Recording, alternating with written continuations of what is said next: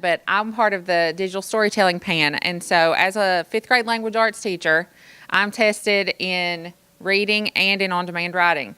So I thought this would be a great way for my students to get more technologically enhanced as well while they're learning to tell their own stories and the elements of story. So in order for us to do this, my students have written their own stories. Of course, beginning at the start of the year, we learned the elements of story and the plot map, and so students learned from reading other people's stories. And then we began to write our own stories. And my hope for this was that through learning how to make a movie, essentially, with their own stories, they would fill in some of the gaps that they don't by just writing their stories on paper. I can't tell you how many times over the years I've had students write a story and there's no conflict. And when I explain to them, if there's no problem, there's really no story. They don't really see that. But as this is still a work in progress, but as they are making their films, they're starting to see, okay, my whole story, if I make it the way it is right now, it's going to be like a 40-second film.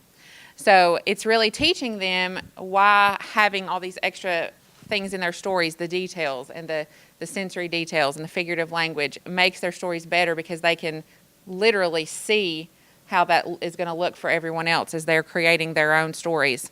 So they have been writing a collection of stories over the year, and they've chosen their favorite story that they feel would be the best digital story to tell everyone.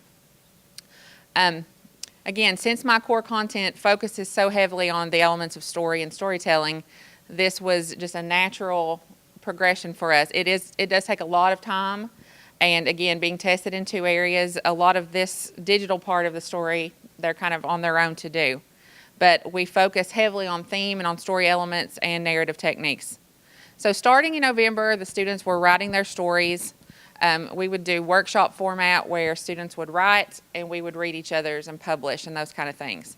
So in December, the students actually began the digital storytelling class, which was created by the KVEC employees, Bruce and Adrian. So thankfully, I didn't have to create that digital storytelling class for them to follow because I wouldn't know how to do it.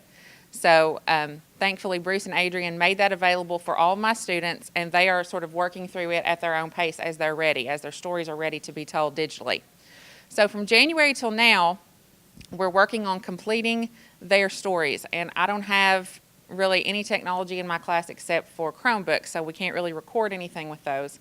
So the students are happy to be using their phones for class, not in class, but for class, to be doing their recording and their editing, and thankfully the course that they're doing teaches them to do those things as well.